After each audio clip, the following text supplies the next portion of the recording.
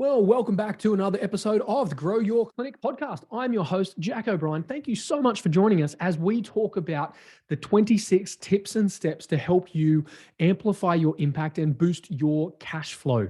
We know that cash is like oxygen. Without it, your clinic will not survive. And you may have a number of sound elements operating in your clinic, but we know that if you don't have cash and you can't pay your bills, you'll go out of business. And no one wants that. And the good news is that we've got some fantastic strategies for you to implement to boost your cash flow. So let's get right to it. We talk about the CREATE cash flow methodology. And CREATE is an acronym, 6 letters, CREATE.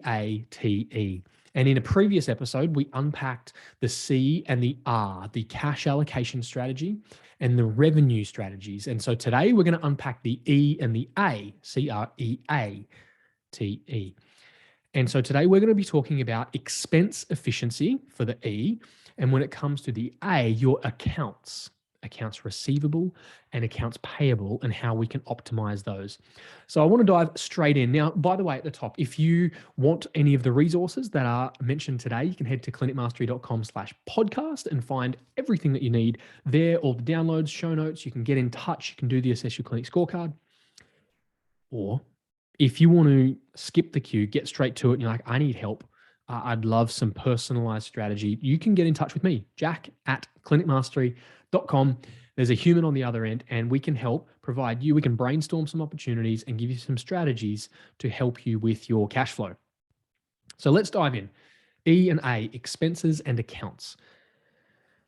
Now, hopefully you're well caffeinated. If you haven't picked up already, I am absolutely charged and excited to be helping you with these strategies today that our team at CM has put together. So, expenses. Number one, are you regularly reviewing and updating your business budget and forecast? We want to make sure that we are regularly reviewing our forecasts. See, what we know is that the environment, the ecosystem that we operate in is constantly changing now more than ever before. And so you want to make sure that you're continually reassessing and realigning where your budgets and forecasts are. Number one, are you reviewing and updating your budget for your expenses? Number two, do you have a dashboard in place that enables you to know and understand your rolling break-even point? See, break-even is that point in business where you can make enough revenue to cover your expenses. You break even, and then anything beyond that is profitable. And it is crucial to understand your break-even point in your clinic. And so you want to have a dashboard, a tool, a calculator that enables you to know and understand your rolling break-even point and gives you the levers to pull to be able to adjust that. Number three, when it comes to expenses, have you got a clinic-specific profit and loss statement? Not the generic one from the softwares, but do you have a clinic-specific customized profit and loss statement so that you can compare categories of income and expenses and make meaningful decisions? See, a P&L doesn't have to just be alphabetical. It doesn't have to just be what your accountant gives you every quarter or whenever it might be. You want to have a profit and loss statement that is customized for your clinic and the other clinics that are working in best practice. And you want it to be a live working document so that you can review it and make meaningful and timely decisions related to your expenses. And finally, when it comes to expenses, are you regularly and purposefully renegotiating, removing, or reducing expenses on your profit and loss so that you can operate more profitably? We want to consider expenses, not just the investments. Investments are things that make us money, right? It's marketing, it's mentoring, it's your team. They're investments that generate cash flow. We want to review, reduce, renegotiate, or remove the expenses, the overheads in our business, because they directly eat away at profit. And so we mean things like your utilities, your electricity, gas, water, etc. Are you renegotiating these? Are you reducing these? Are you looking for more environmentally friendly options for these? Are there expenses that you can remove or reduce? Are there subscriptions that have gotten out of control or bills that are continually recurring that you could review and reduce or remove?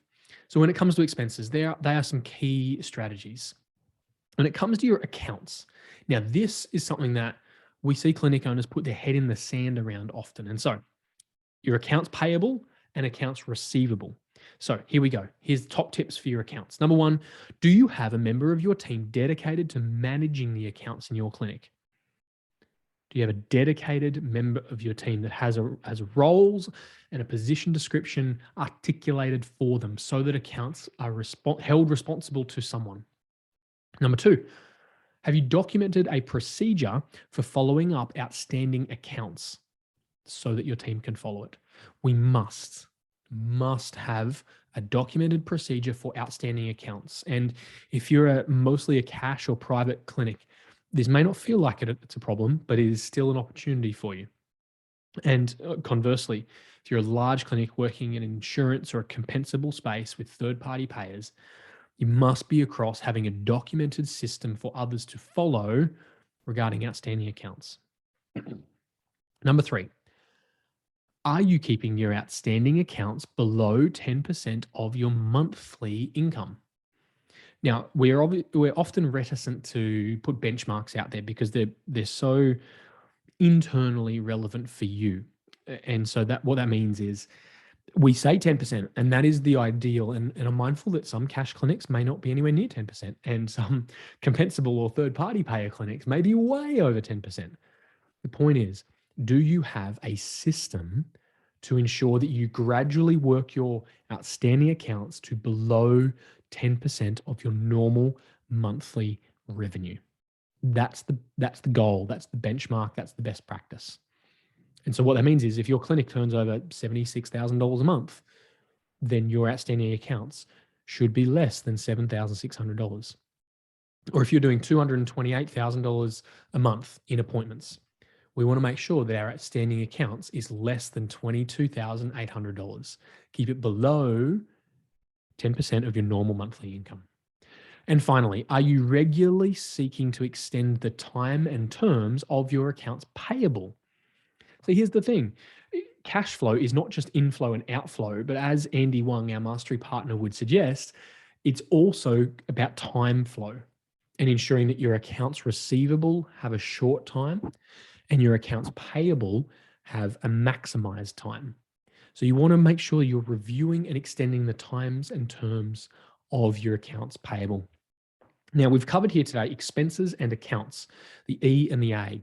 There are two final sections when it comes to create our cash flow methodology, and that's a part of our bigger finance framework that's available for our members inside all of our Clinic Mastery programs. And so if you want to know more about today, if you want to download the associated resources, any of the show notes or links, you can head over to, and get ready, it's clinicmastery.com/podcast.